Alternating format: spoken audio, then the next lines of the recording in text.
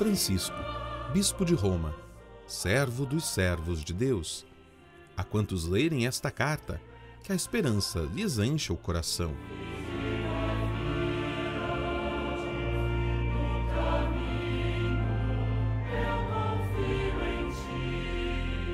Parágrafo 1. Spes non confundit. A esperança não decepciona. Romanos capítulo 5, versículo 5. Sob o sinal da esperança, o apóstolo Paulo infunde coragem na comunidade cristã de Roma. A esperança é também a mensagem central do próximo jubileu, que, segundo uma antiga tradição, o Papa proclama de 25 em 25 anos.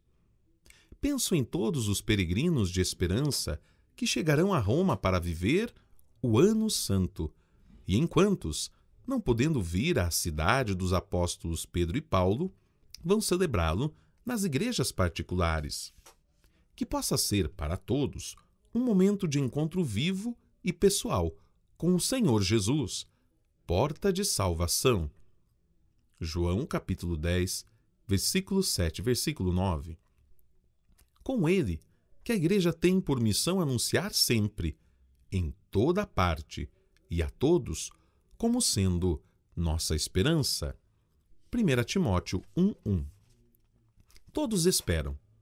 No coração de cada pessoa, encerra-se a esperança, como o desejo e expectativa do bem, apesar de não se saber o que trará consigo o amanhã.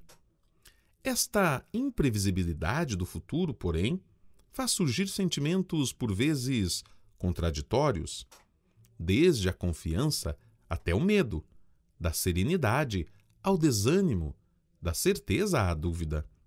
Muitas vezes, encontramos pessoas desanimadas, que olham para o futuro com ceticismo e pessimismo, como se nada lhes pudesse proporcionar felicidade. Que o jubileu seja para todos ocasião de reanimar a esperança. A palavra de Deus ajuda-nos a encontrar as razões para isso. Deixemo-nos guiar pelo que o apóstolo Paulo escreve precisamente aos cristãos de Roma. Uma palavra de esperança. Parágrafo 2. Abre aspas. Assim, pois, justificados pela fé, estamos em paz com Deus, por nosso Senhor Jesus Cristo. Por ele tivemos acesso pela fé a esta graça na qual estamos firmes e nos gloriamos na esperança da glória de Deus. Ora, a esperança não decepciona, porque o amor de Deus foi derramado em nossos corações pelo Espírito Santo que nos foi dado. Fecha aspas, Romanos 5, do 1 ao 2, versículo 5. São Paulo nos oferece aqui vários pontos de reflexão.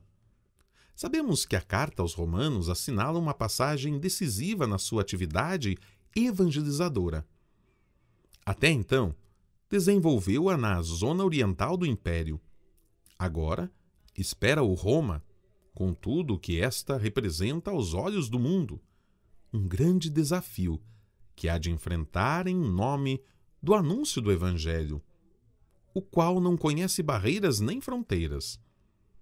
A Igreja de Roma não foi fundada por Paulo, mas ele sente um vivo desejo de lá chegar logo que possível, para levar a todos o Evangelho de Jesus Cristo, morto e ressuscitado, como anúncio da esperança, dessa esperança que realiza as promessas, introduz na glória e não desilude, porque está fundada no amor. Parágrafo 3. Com efeito, a esperança nasce do amor e funda-se no amor que brota do coração de Jesus, trespassado na cruz. Abre aspas. Se, quando éramos inimigos de Deus, fomos reconciliados com Ele pela morte de seu Filho, quanto mais agora, estando já reconciliados, seremos salvos mediante sua vida. Fecha aspas, Romanos 5:10. E a sua vida manifesta-se na nossa vida de fé, que começa com o batismo. Desenvolve-se na docilidade à graça de Deus, e é por isso animada pela esperança. sempre renovada e tornada inabalável pela ação do Espírito Santo. Na verdade, é o Espírito Santo, com a sua presença perene no caminho da Igreja, que irradia nos fiéis a luz da esperança, mantém-na acesa como uma tocha que nunca se apaga, para dar apoio e vigor à nossa vida. Com efeito, a esperança cristã não engana nem desilude, porque está fundada na certeza de que nada e ninguém poderá jamais nos separar do amor divino. Abre aspas. Quem nos separará do amor de Cristo? Tribulação, angústia, perseguição, fome, nudez, perigo, espada? Em tudo isso, porém, somos mais que vencedores, graças àquele que nos amou. Tenho certeza de que nem a morte, nem a vida, nem os anjos, nem os principados, nem o presente, nem o futuro, nem as potestades, nem a altura, nem a profundeza, nem outra criatura qualquer será capaz de nos separar do amor de Deus, que está em Cristo Jesus, nosso Senhor. Fecha aspas. Romanos 8, 35, do 37 ao 39. Por isso mesmo, essa esperança não cede nas dificuldades. Funda-se na fé e é alimentada pela caridade, permitindo, assim, avançar na vida. A propósito disso, escreve Santo Agostinho, abre aspas, em qualquer modo de vida não se pode passar sem estas 3 propensões da alma: crer, esperar, amar. Fecha aspas. Parágrafo 4º. São Paulo é muito realista. Sabe que a vida é feita de alegrias e sofrimentos, que o amor é posto à prova quando aumentam as dificuldades e que a esperança parece desmoronar-se diante do sofrimento.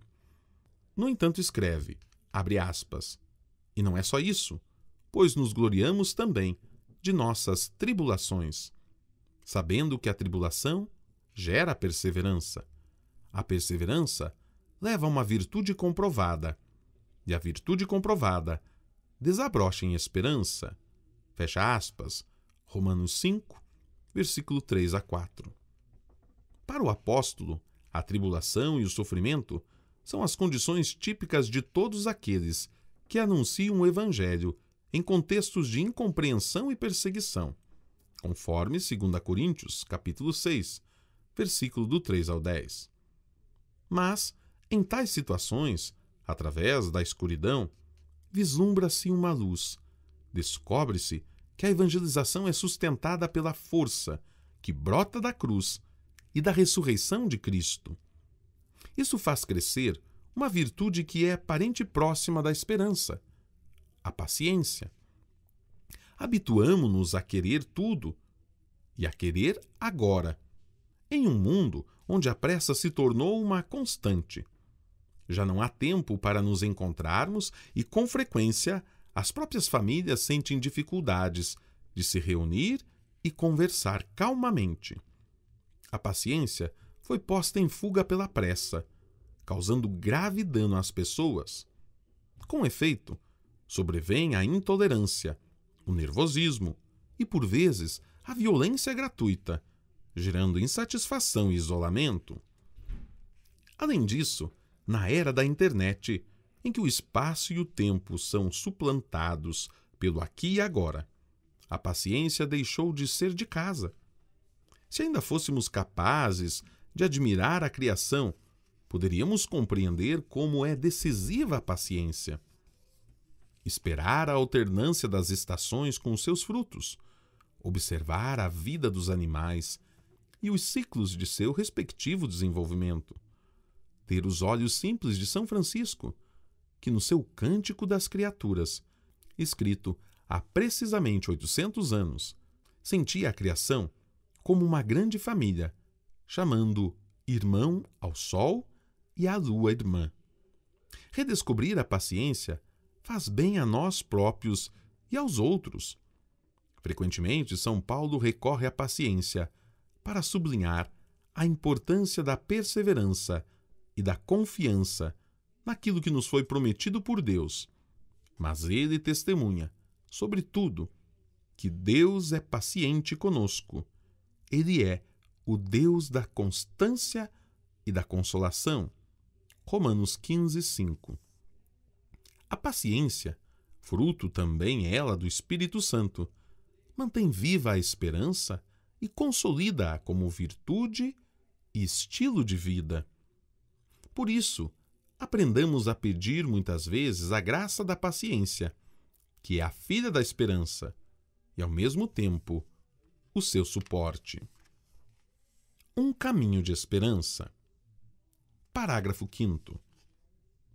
Deste entrelaçamento entre esperança e paciência, resulta claro que a vida cristã é um caminho que precisa também de momentos fortes para nutrir e robustecer a esperança.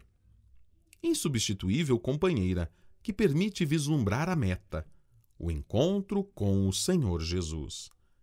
Apraz-me pensar que um percurso de graça, animado pela espiritualidade popular, tenha antecedido a proclamação do primeiro jubileu, em 1300. Com efeito, não podemos esquecer as diversas formas pelas quais se derramou com abundância a graça do perdão sobre o santo povo fiel de Deus. Recordemos, por exemplo, o grande perdão que São Celestino V quis conceder a quantos iam à Basílica de Santa Maria de Colle-Maggio, em Áquila, nos dias 28 e 29 de agosto de 1294, 6 anos antes do Papa Bonifácio VIII instituir o Ano Santo. Logo, a Igreja já tinha a experiência da graça jubilar da misericórdia. E antes ainda, em 1216, o Papa Honório III acolhera a súplica de São Francisco, que pedia a indulgência para aqueles que tivessem visitado a Porciúncula nos 2 primeiros dias de agosto. O mesmo se pode dizer da peregrinação a Santiago de Compostela. De fato, o Papa Calixto II, em 1122, concedeu que se celebrasse o jubileu naquele santuário, sempre que a festa do apóstolo Tiago ocorresse em um domingo. É bom que continue essa modalidade generalizada de celebrações jubilares, de modo que a força do perdão de Deus sustente e acompanhe o caminho das comunidades e das pessoas. Não é por acaso que a peregrinação representa um elemento fundamental de todo o evento jubilar. Pôr-se a caminho é típico de quem anda à procura do sentido da vida. A peregrinação a pé favorece muito a redescoberta do valor do silêncio, do esforço, da essencialidade. Também no próximo ano, os peregrinos de esperança não deixarão de percorrer caminhos antigos e modernos para viver intensamente a experiência jubilar.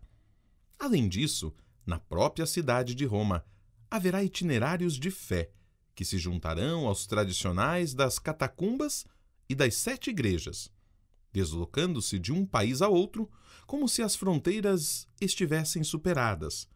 Passar de uma cidade a outra contemplando a criação e as obras de arte permitirá acumular experiências e culturas diferentes e levar dentro de si, harmonizada pela oração, a beleza que faz agradecer a Deus as maravilhas que ele realizou. As igrejas jubilares, ao longo dos percursos e em Roma, poderão ser oásis de espiritualidade onde é possível restaurar o caminho da fé e dessedentar-se nas fontes da esperança, a começar pelo sacramento da reconciliação, ponto de partida insubstituível de um verdadeiro caminho de conversão. Nas igrejas particulares, deve ser dada uma atenção especial à preparação dos sacerdotes e dos fiéis para as confissões e para o acesso a este sacramento na sua forma individual. Aos fiéis das igrejas orientais, sobretudo àqueles que já estão em plena comunhão com o sucessor de Pedro, quero dirigir um convite particular a cumprir esta peregrinação. Eles que tanto sofreram muitas vezes até a morte, pela sua fidelidade a Cristo e à Igreja, hão de sentir-se particularmente bem-vindos a Roma, que também é mãe para eles e conserva muitas memórias da sua presença.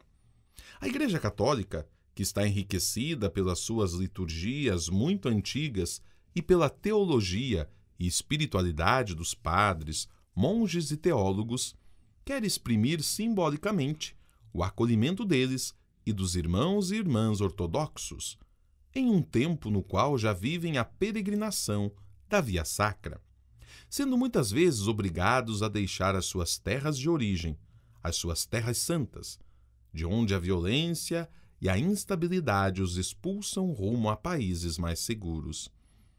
Para eles, a experiência de ser amados pela Igreja, que não os abandonará, mas os acompanhará para onde quer que forem, torna ainda mais forte o sinal do jubileu.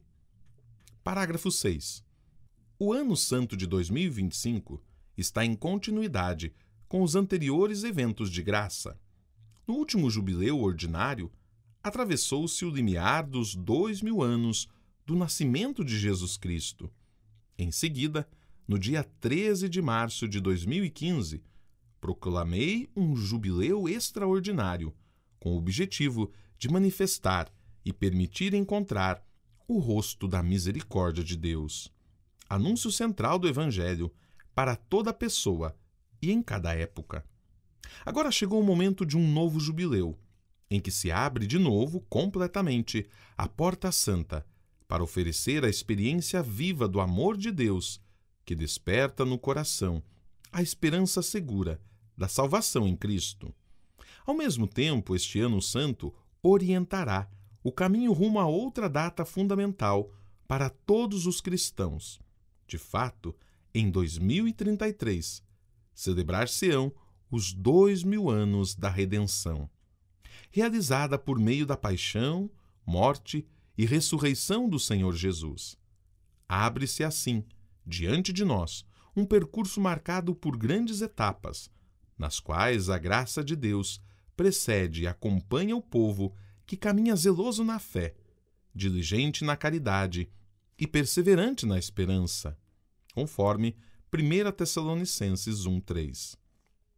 Sustentado por tão longa tradição e certo de que este ano jubilar poderá ser, para toda a Igreja, uma imensa experiência de graça e de esperança, estabeleço que a Porta Santa da Basílica de São Pedro, no Vaticano, seja aberta em 24 de dezembro do corrente ano de 2024, iniciando-se assim o Jubileu Ordinário.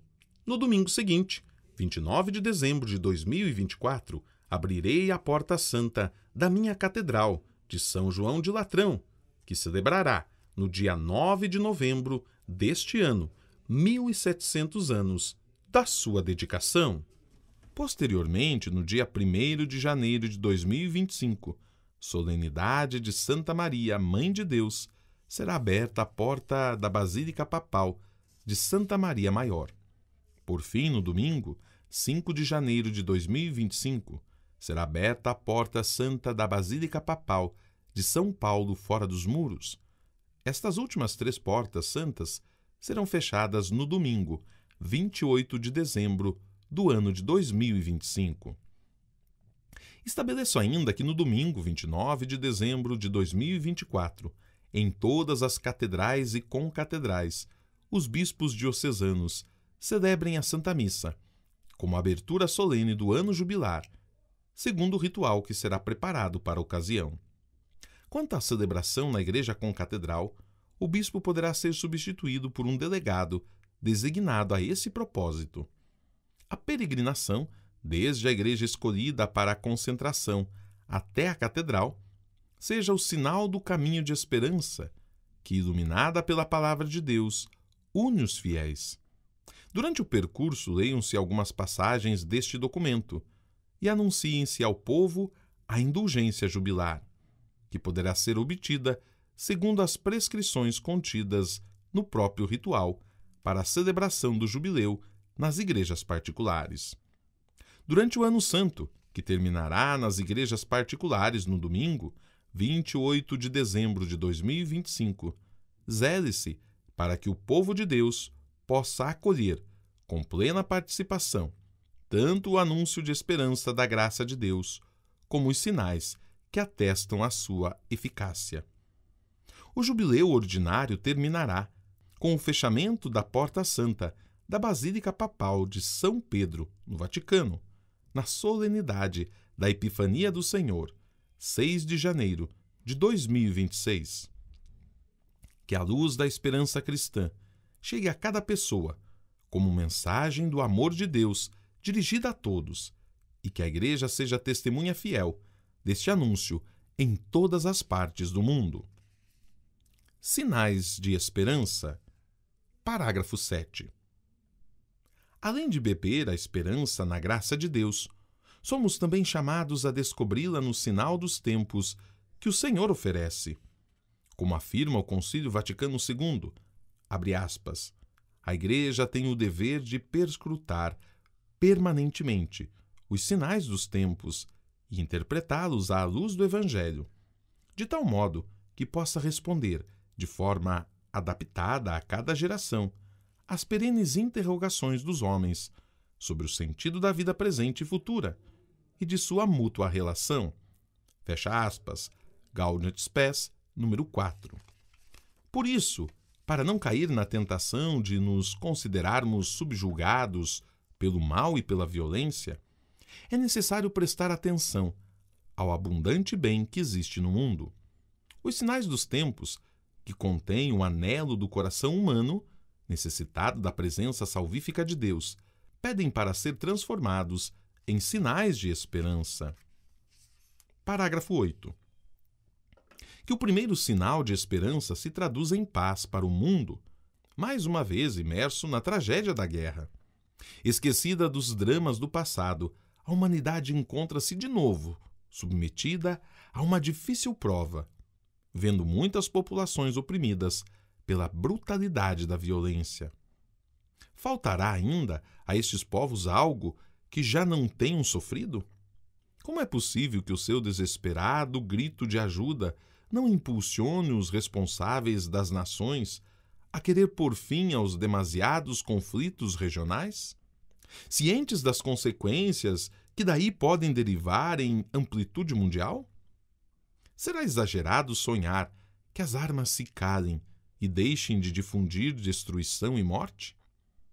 O jubileu recorde que será, abre aspas, chamados filhos de Deus, fecha aspas, todos aqueles que, abre aspas, promovem a paz, fecha aspas, Mateus 5:9.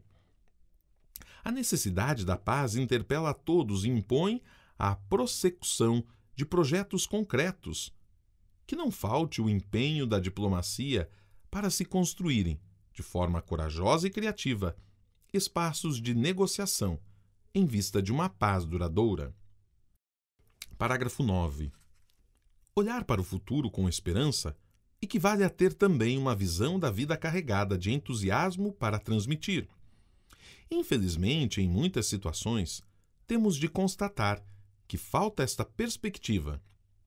A primeira consequência é a perda do desejo de transmitir a vida, por causa dos ritmos frenéticos da vida, dos receios frente ao futuro, da falta de garantias laborais e de adequada proteção social, de modelos sociais ditados mais pela procura do lucro do que pelo cuidado com as relações humanas. Assiste-se em vários países a uma preocupante queda da natalidade.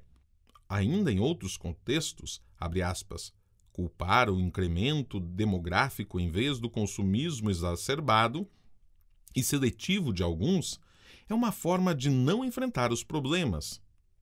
Fecha aspas. Laudato Si, número 50.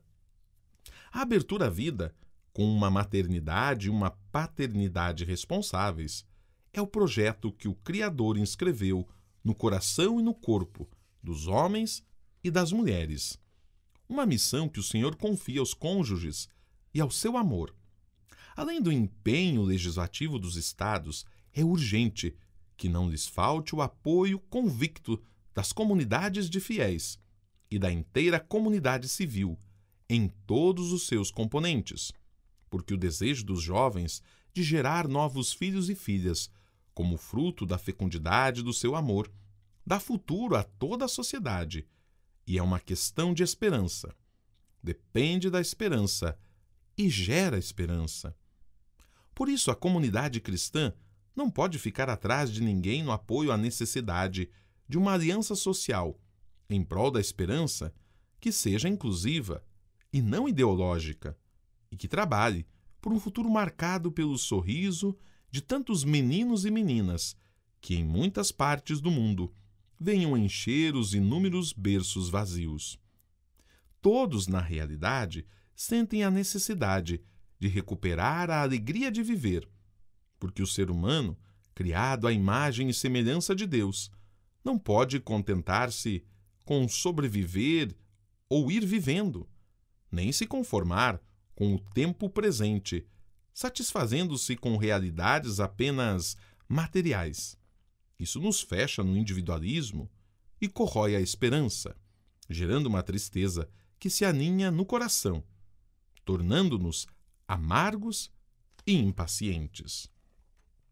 No ano jubilar, seremos chamados a ser sinais palpáveis de esperança para muitos irmãos e irmãs que vivem em condições de dificuldade.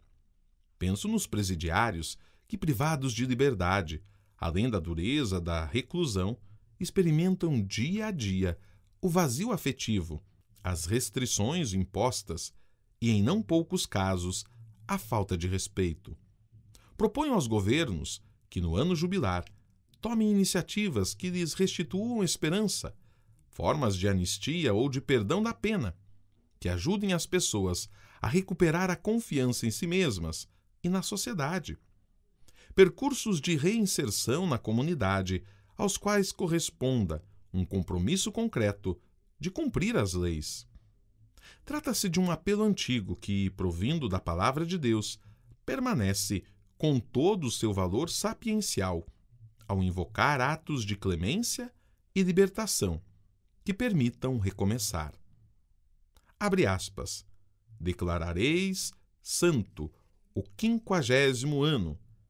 Pela terra proclamareis a remissão a todos os seus habitantes. Fecha aspas.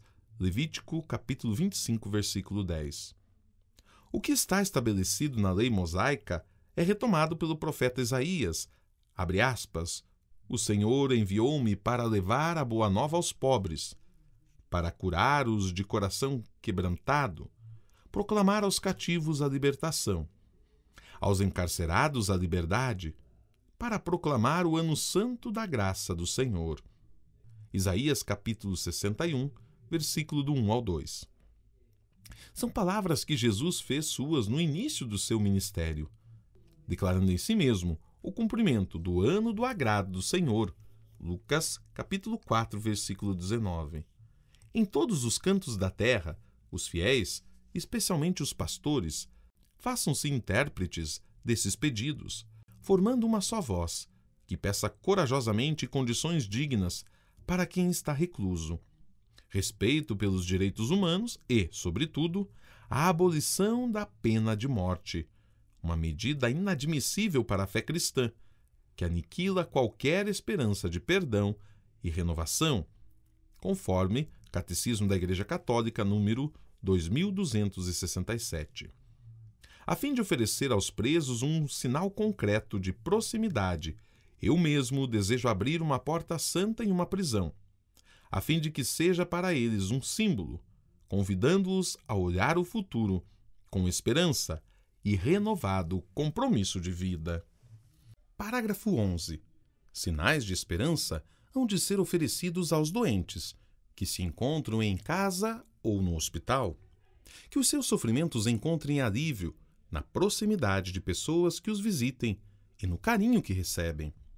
As obras de misericórdia são também obras de esperança, que despertam nos corações sentimentos de gratidão, e que a gratidão chegue a todos os profissionais de saúde que, em condições tantas vezes difíceis, desempenham a sua missão com solícito cuidado pelas pessoas doentes e mais frágeis. Oxalá não falte a atenção inclusiva por todos aqueles que, encontrando-se em condições de vida particularmente extenuantes, experimentam a sua própria fragilidade. De modo especial, se sofrem de patologias ou deficiências que limitam fortemente a autonomia pessoal. O cuidado para com eles é um hino à dignidade humana, um canto de esperança que exige a sincronização de toda a sociedade. Parágrafo 12. E de sinais de esperança também tem necessidade aqueles que em si mesmos a apresentam, os jovens. Muitas vezes, e infelizmente, veem desmoronar-se os seus sonhos. Não os podemos decepcionar. O futuro funda-se no seu entusiasmo. Como é belo vê-los irradiar energia, por exemplo, quando voluntariamente arregaçam as mangas e se comprometem nas situações de calamidade e mal-estar social. Já é triste ver jovens sem esperança, se bem que se torna inevitável viver o presente na melancolia e no tédio, quando o futuro é incerto e impermeável aos sonhos. O estudo não oferece saídas e a falta de emprego ou de um trabalho suficientemente estável corre o risco de suprimir os desejos. A ilusão das drogas, o risco da transgressão e a busca do efêmero criam nos jovens, mais do que nos outros, confusão e escondem-lhes a beleza e o sentido da vida, fazendo-os escorregar para abismos escuros e impelindo-os a gestos autodestrutivos. Por isso, que o jubileu seja na Igreja ocasião para um impulso a favor deles, com renovada paixão. Cuidemos dos adolescentes, dos estudantes, dos namorados, das gerações jovens. Mantenhamo-nos próximo dos jovens, a alegria e a esperança da Igreja e do mundo. Parágrafo 13. Não poderão faltar sinais de esperança em relação aos migrantes, que deixam a sua terra à procura de uma vida melhor para si próprios e suas famílias. Que as suas expectativas não sejam frustradas por preconceitos e isolamentos. Ao acolhimento, que no respeito pela sua dignidade abre os laços a cada um deles, junte-se a responsabilidade, de modo que a ninguém seja negado o direito de construir um futuro melhor. Há tantos exilados, deslocados e refugiados que, por acontecimentos internacionais controversos, são forçados a fugir para evitar guerras, violência e discriminação. Sejam garantidos a segurança e o acesso ao trabalho e à instrução, instrumentos necessários para a sua inserção no novo contexto social.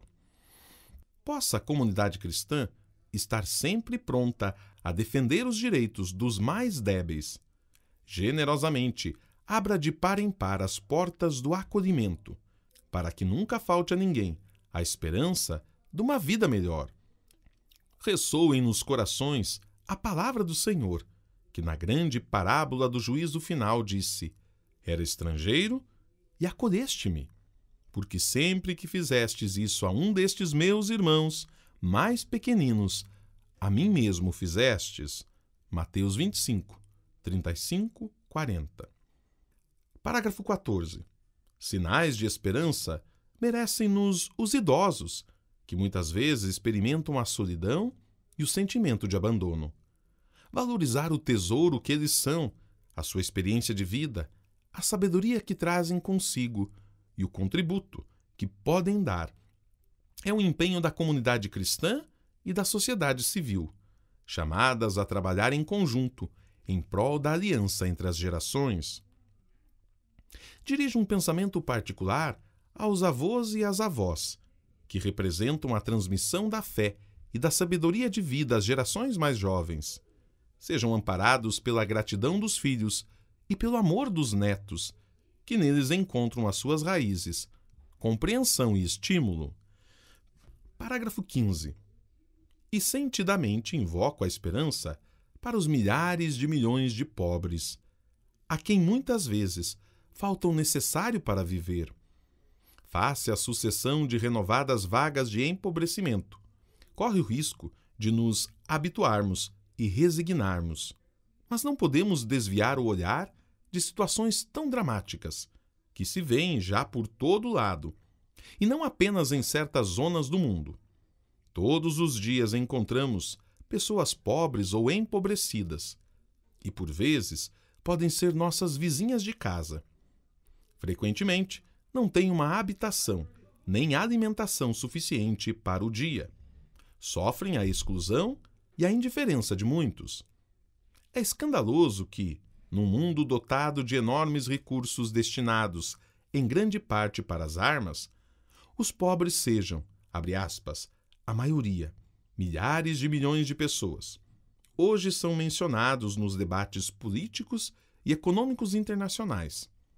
Mas, com frequência, parece que os seus problemas se coloquem como um apêndice, como uma questão que se acrescenta quase por obrigação ou perifericamente, quando não são considerados meros danos colaterais.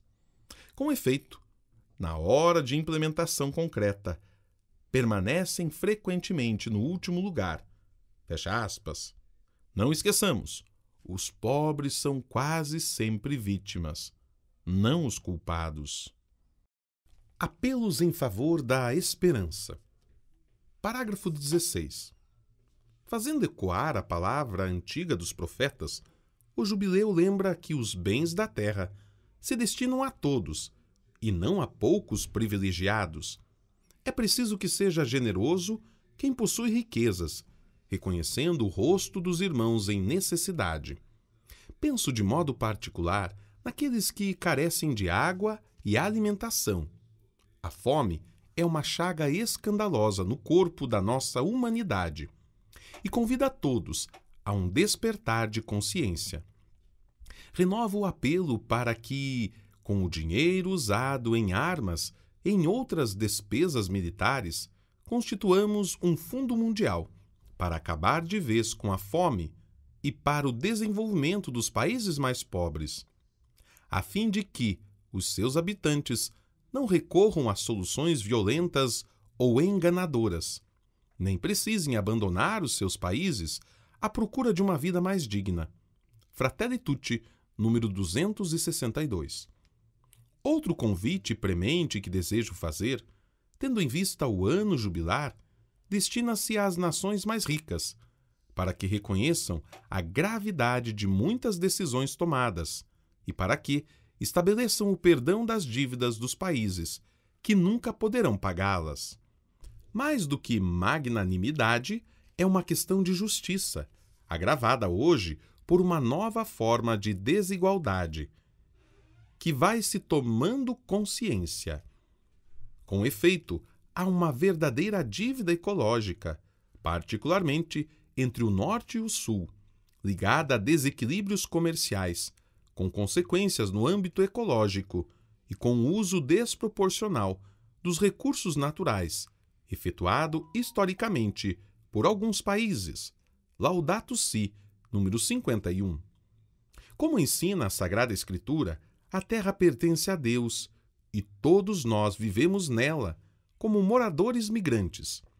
Se queremos verdadeiramente preparar no mundo a senda da paz, empenhemo-nos em remediar as causas remotas das injustiças, reformulemos as dívidas injustas e insolventes e saciemos os famintos.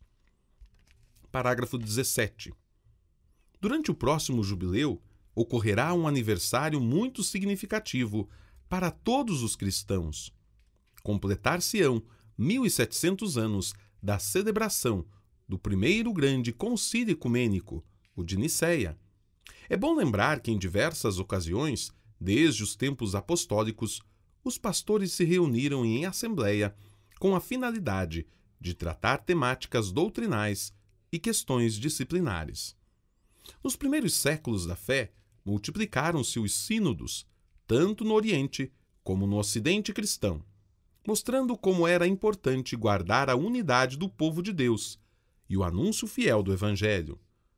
O ano jubilar poderá ser uma importante oportunidade para tornar concreto este modo sinodal, que hoje a comunidade cristã sente como expressão cada vez mais necessária para melhor corresponder à urgência da evangelização. Todos os batizados, cada qual com o próprio carisma e ministério, se sintam corresponsáveis pela evangelização, a fim de que muitos sinais de esperança deem testemunho da presença de Deus no mundo. O Concílio de Nicéia teve a missão de preservar a unidade, então seriamente ameaçada pela negação da plena divindade de Jesus Cristo e da sua igualdade com o Pai. Estiveram presentes cerca de 300 bispos, que, convocados sob o impulso do imperador Constantino, em 20 de maio de 325, se reuniram no Palácio Imperial. Depois de vários debates, todos com a graça do Espírito, se reconheceram no símbolo de fé que ainda hoje professamos na celebração eucarística dominical. Os padres conciliares quiseram iniciar aquele símbolo empregando pela primeira vez a expressão "nós cremos", testemunhando que, naquele nós, todas as igrejas se encontravam em comunhão e todos os cristãos professavam a mesma fé. O Concílio de Nicéia é um marco miliário na história da Igreja. O aniversário da sua realização convida os cristãos a se unirem no louvor e agradecimento à Santíssima Trindade e, em particular, a Jesus Cristo, o Filho de Deus, consubstancial ao Pai, que nos revelou este mistério de amor. Mas Nicéia constitui também um convite a todas as igrejas e comunidades eclesiais para avançarem rumo à unidade visível, não se cansando de procurar formas apropriadas para corresponder plenamente à oração de Cristo. Abre aspas. Que todos sejam um, como tu, Pai, estás em mim, e eu em ti, que também eles estejam em nós, a fim de que o mundo creia que tu me enviaste. Fecha aspas, João 17, 21. No Concílio de Nicéia, tratou-se também da data da Páscoa. A esse respeito, ainda hoje, existem posições diferentes que impedem de celebrar no mesmo dia o evento fundante da fé. Por uma circunstância providencial, isto acontecerá precisamente no ano de 2025. Seja isso um apelo a todos os cristãos do Oriente e do Ocidente, para darem resolutamente um passo rumo à unidade em torno de uma data comum para a Páscoa. Vale a pena recordar que muitos desconhecem os impasses do passado e não entendem como possam subsistir divisões a tal propósito. Ancorados na esperança. Parágrafo 18. A esperança forma, juntamente com a fé e a caridade, o tríptico das virtudes teologais, que exprimem a essência da vida cristã, conforme 1 Coríntios 13, 13 e 1 Tessalonicenses 1, 3.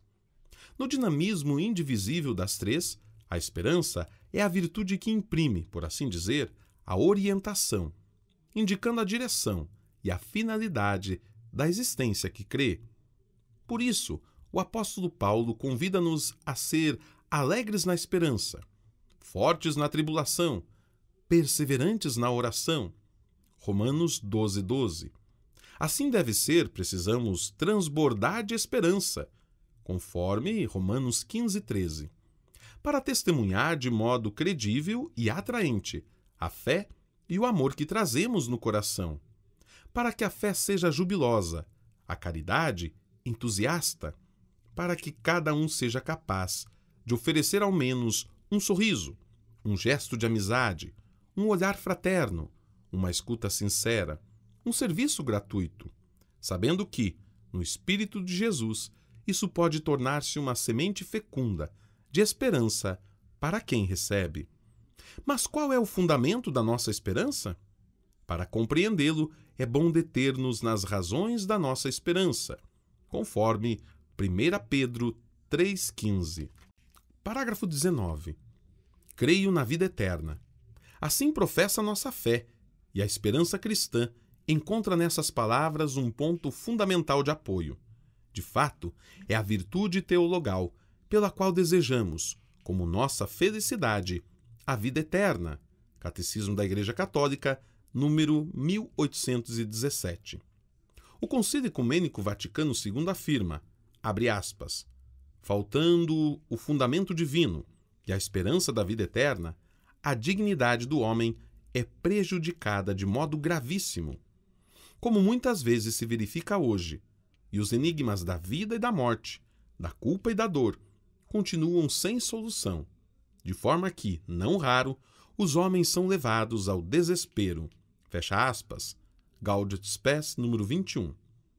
Dessa forma, em virtude da esperança na qual fomos salvos, vendo passar o tempo, temos a certeza de que a história da humanidade e a cada um de nós não correm para uma meta inalcançável, nem para um abismo escuro, mas estão orientadas para o encontro com o Senhor da Glória.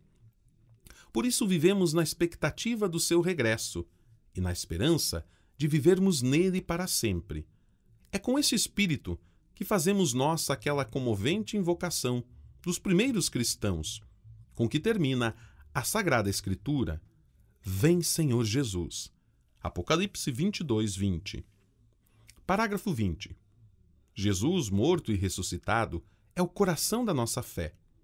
São Paulo, ao anunciar este conteúdo em poucas palavras, usa só 4 verbos, transmite-nos o núcleo da nossa esperança. Abre aspas. De fato, eu vos transmiti, antes de tudo, o que eu mesmo recebi, a saber, que Cristo morreu pelos nossos pecados, segundo as Escrituras, foi sepultado e ao 3º dia foi ressuscitado, segundo as Escrituras, e apareceu a Cefas e depois aos 12, fecha aspas, 1 Coríntios 15, do 3 ao 5. Cristo morreu, foi sepultado, ressuscitou, apareceu. Por nós, passou pelo drama da morte. O amor do Pai ressuscitou na força do Espírito, fazendo da sua humanidade as primícias da eternidade para a nossa salvação. A esperança cristã consiste precisamente nisso. Face à morte, em tudo parece acabar, por intermédio de Cristo e da sua graça, que nos foi comunicada no batismo. Recebe-se a certeza de que a vida não é tirada, mas transformada para sempre. Com efeito, sepultados juntamente com Cristo no batismo, recebemos nele, ressuscitado, o dom de uma vida nova, que derruba o muro da morte, fazendo dela uma passagem para a eternidade. E se diante da morte, dolorosa separação que nos obriga a deixar os nossos entes queridos, não é possível qualquer retórica, o jubileu oferecer-nos-á a oportunidade de descobrir, com imensa gratidão, o dom daquela vida nova recebida no batismo, capaz de transfigurar o seu drama. É significativo repensar, no contexto jubilar, como esse mistério foi compreendido desde os primeiros séculos da fé. Durante muito tempo, por exemplo, os cristãos construíram a pia batismal em forma octogonal. E ainda hoje podemos admirar muitos batistérios antigos que mantêm esta forma, como em São João de Latrão, na cidade de Roma. Indica que na fonte batismal se inaugura o 8º dia, isto é, o da ressurreição, o dia que ultrapassa o ritmo habitual, marcado pela cadência semanal, abrindo assim o ciclo do tempo à dimensão da eternidade, a vida que dura para sempre. Essa é a meta para a qual tendemos na nossa peregrinação terrestre, conforme Romanos 6, 22. O testemunho mais convincente dessa esperança é nos oferecido pelos mártires que, firmes na fé em Cristo ressuscitado, foram capazes de renunciar à própria vida da terra, para não trair o seu Senhor. Nós os encontramos em todas as épocas, e são numerosos, e talvez mais do que nunca nos nossos dias. Como confessores da vida que não tem fim, precisamos conservar o seu testemunho para tornar fecunda a nossa esperança. Esses mártires, pertencentes a diferentes tradições cristãs, são também sementes de unidade, porque exprimem o ecumenismo do sangue. Durante o jubileu, desejo ardentemente que não falte uma celebração ecumênica para evidenciar a riqueza do testemunho desses mártires. Parágrafo 21. Então, que será de nós depois da morte? Com Jesus, além desse limiar, há a vida eterna, que consiste na plena comunhão com Deus, na contemplação e participação do seu amor infinito. Tudo o que agora vivemos na esperança, vê-lo-emos então na realidade. A propósito, escreveu Santo Agostinho, abre aspas, quando me unir a vós, com todo o meu ser, não existirá para mim, em lado algum, dor e tristeza. A minha vida será uma vida verdadeira, totalmente cheia de vós. Fecha aspas. Então, o que caracterizará tal plenitude de comunhão? O ser feliz. A felicidade é a vocação do ser humano, uma meta que diz respeito a todos. Mas o que é felicidade? Que felicidade esperamos e desejamos? Não uma alegria passageira, uma satisfação efêmera que, uma vez alcançada, volta sempre para pedir mais, em uma espiral de avidez na qual o espírito humano nunca se encontra saciado. Antes, sente-se cada vez mais vazio. Precisamos de uma felicidade que se cumpra definitivamente naquilo que nos realiza, ou seja, no amor, para se poder dizer, já agora, sou amado, logo existo, e existirei para sempre no amor que não ilude e do qual nada e ninguém me poderá separar. Recordemos ainda as palavras do apóstolo, abre aspas, tenho certeza de que nem a morte, nem a vida, nem os anjos, nem os principados, nem o presente, nem o futuro, nem as potestades, nem a altura, nem a profundeza, nem outra criatura qualquer será capaz de nos separar do amor de Deus, que está em Cristo Jesus, nosso Senhor. Fecha aspas, Romanos 8, do 38 ao 39. Parágrafo 22. Outra realidade ligada à vida eterna é o juízo de Deus, quer no termo da nossa existência, quer no fim dos tempos. Muitas vezes a arte tentou expressá-lo. Pensemos na obra-prima de Michelangelo, na Capela Sistina.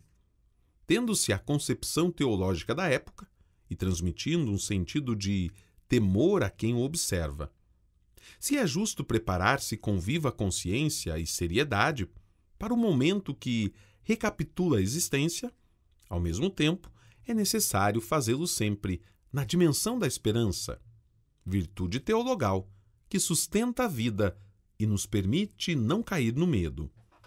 O juízo de Deus, que é amor, só poderá basear-se no amor, especialmente naquele que tivermos ou não praticado para com os mais necessitados, nos quais Cristo, o próprio juiz, está presente. Trata-se, portanto, de um juízo diferente do juízo dos homens e dos tribunais terrenos. Deve ser entendido como uma relação verdadeira com Deus amor e consigo mesmo, dentro do mistério insondável da misericórdia divina. A Sagrada Escritura afirma a esse respeito, abre aspas, ensinaste ao teu povo que o justo deve ser humano, e a teus filhos deste a confortadora esperança de que, depois dos pecados, concedes o arrependimento, para que, quando julgarmos, nos lembremos da sua bondade e, ao sermos julgados, esperemos a tua misericórdia. Fecha aspas, Sabedoria 12, 16, 22. Como escreveu Bento XVI, no momento do juízo experimentamos e acolhemos este prevalecer do seu amor sobre todo o mal no mundo e em nós. A dor do amor torna-se a nossa salvação e a nossa alegria. Espe Salve, número 47. Por conseguinte, o juízo diz respeito à salvação, na qual esperamos e que Jesus nos obteve com sua morte e ressurreição.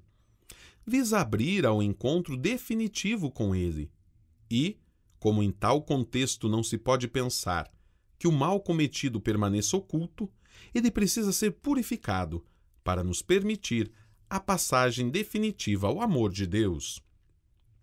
Compreende-se, nesse sentido, a necessidade de rezar por aqueles que concluíram o caminho terreno. Uma solidariedade na intercessão orante, que encontra sua eficácia na comunhão dos santos, no vínculo comum que nos une em Cristo, primogênito da criação. Assim, a indulgência jubilar, em virtude da oração, destina-se de modo particular a todos aqueles que nos precederam, para que obtenham plena misericórdia. Parágrafo 23. A indulgência permite-nos descobrir como é ilimitada a misericórdia de Deus. Não é por acaso que na antiguidade o termo misericórdia era substituível por indulgência, precisamente porque pretende exprimir a plenitude do perdão de Deus, que não conhece limites. O sacramento da penitência assegura-nos que Deus apaga os nossos pecados.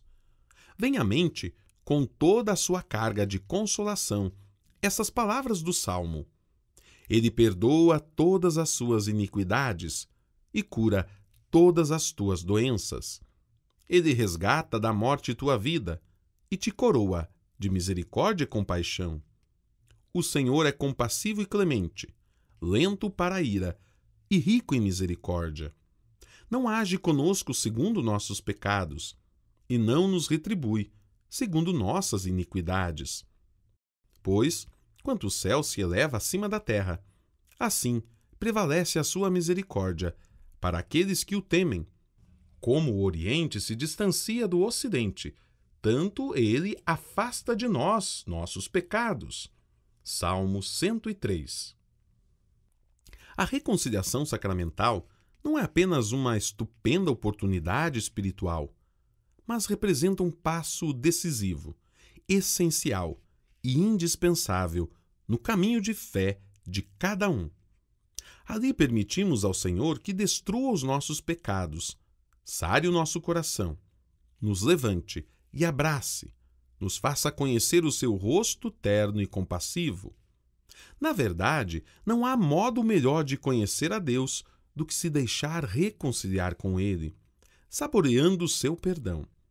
Por isso, não renunciemos à confissão, mas descubramos a beleza do sacramento, da cura e da alegria, a beleza do perdão dos pecados. Todavia, o pecado, como sabemos por experiência pessoal, deixa a sua marca. Traz consigo consequências, não só exteriores, como consequências do mal cometido, mas também interiores. Pois todo pecado, mesmo venial, tem uma consequência prejudicial às criaturas, a qual exige purificação, quer aqui na terra, quer depois, na morte, no estado chamado de purgatório, conforme o Catecismo da Igreja, número 1472. Assim, na nossa débil humanidade atraída pelo mal, permanecem efeitos residuais do pecado. São tirados pela indulgência, sempre por graça de Cristo, o qual, como escreveu São Paulo VI, é a nossa indulgência. A penitenciaria apostólica providenciará a emanação das disposições necessárias para poder obter e tornar efetiva a prática da indulgência jubilar. Uma tal experiência repleta de perdão não pode deixar de abrir o coração e a mente para perdoar. Perdoar não muda o passado, não pode modificar o que já aconteceu. No entanto, o perdão pode nos permitir mudar o futuro e viver de forma diferente, sem rancor, ódio e vingança. O futuro iluminado pelo perdão permite ler o passado com olhos diferentes, mais sereno, mesmo que ainda banhados de lágrimas.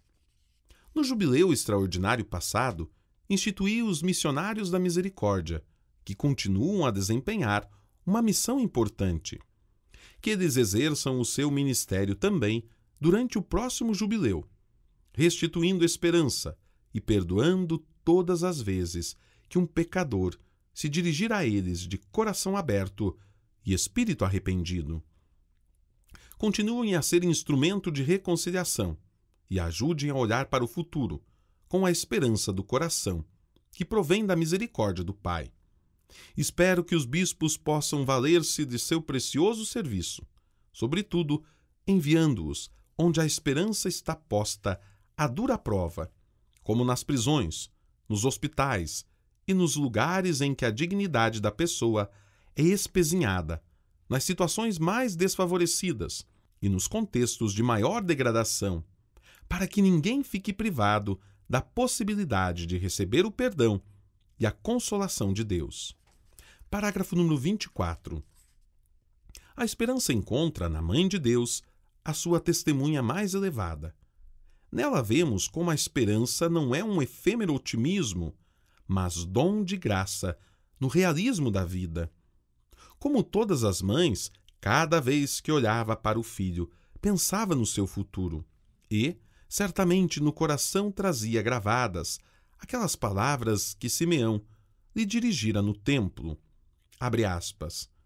Este é destinado a ser causa de queda e de reerguimento de muitos em Israel, a ser sinal de contradição.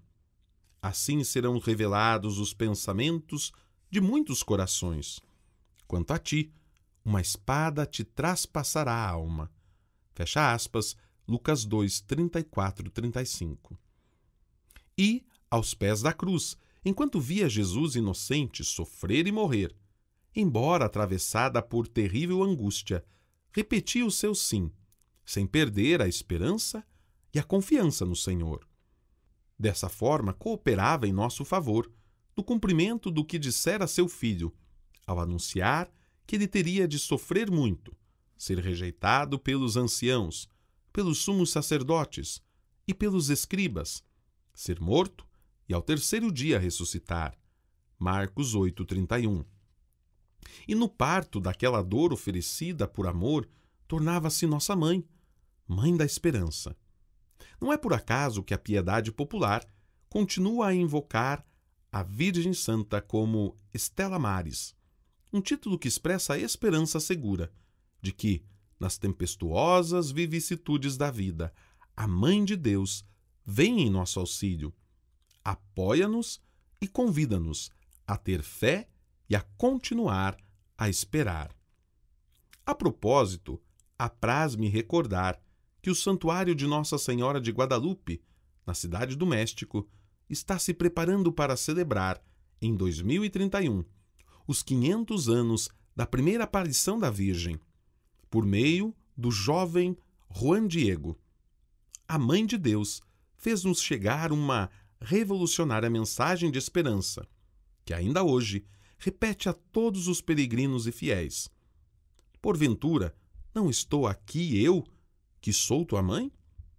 Uma mensagem semelhante é impressa nos corações, em tantos santuários marianos espalhados pelo mundo. Metas de inúmeros peregrinos que confiam à Mãe de Deus preocupações, sofrimentos e anseios. Neste ano jubilar, que os santuários sejam lugares sagrados de acolhimento e espaços privilegiados para gerar esperança. Aos peregrinos que vierem a Roma, convido-os a fazer uma parada orante nos santuários marianos da cidade, a fim de venerar a Virgem Maria e invocar a sua proteção. Estou confiante de que todos, especialmente aqueles que sofrem e estão atribulados, poderão experimentar a proximidade da mais afetuosa das mães, que nunca abandona os seus filhos. Ela que é, para o santo povo de Deus, sinal de esperança segura e de consolo. Lumen Gentium número 68. Parágrafo 25. No caminho rumo ao jubileu, voltemos à Sagrada Escritura e sintamos, dirigidas a nós estas palavras, abre aspas, nós que em busca de refúgio procuramos agarrar a esperança que nos é proposta. A esperança, com efeito, é para nós como uma âncora da alma, segura e firme. Ela penetra para além da cortina do santuário, onde Jesus entrou por nós, como precursor. Hebreus 6, 18 a 20. É um forte convite a nunca perder a esperança que nos foi dada, a mantê-la firme, encontrando refúgio em Deus. A imagem da âncora é sugestiva para compreender a estabilidade e a segurança que possuímos no meio das águas agitadas da vida, se nos confiarmos ao Senhor Jesus. As tempestades nunca poderão prevalecer, porque estamos ancorados na esperança da graça, capaz de nos fazer viver em Cristo, superando o pecado, o medo e a morte. Essa esperança, muito maior que as satisfações cotidianas e as melhorias nas condições de vida, transporta-nos para além das provações e exorta-nos a caminhar, sem perder de vista a grandeza da meta a que somos chamados, o céu. O próximo jubileu, portanto, há de ser um ano santo caracterizado pela esperança que não conhece ocaso, a esperança em Deus, que nos ajude também a reencontrar a confiança necessária, tanto na igreja como na sociedade, no relacionamento interpessoal, nas relações internacionais, na promoção da dignidade de cada pessoa e no respeito pela criação. Que o testemunho dos fiéis seja fermento de esperança genuína no mundo, anúncio de novos céus e nova terra, onde habitem a justiça e a harmonia entre os povos, visando a realização das promessas do Senhor. Deixemo-nos desde já atrair pela esperança, consentindo-lhe que, por nosso intermédio, se torne contagiosa para todos que a desejam. Possa nossa vida dizer-lhes: espera no Senhor, sê firme, fortaleça-se teu coração, espera no Senhor. Salmo 27, 14. Que a força da esperança encha o nosso presente, aguardando com confiança o regresso do nosso Senhor Jesus Cristo, a quem são devidos o louvor e a glória, agora e nos séculos futuros. Dado em Roma, junto de São João de Latrão, na solenidade da Ascensão de nosso Senhor Jesus Cristo, 9 de maio do ano de 2024, 12º de pontificado, Francisco.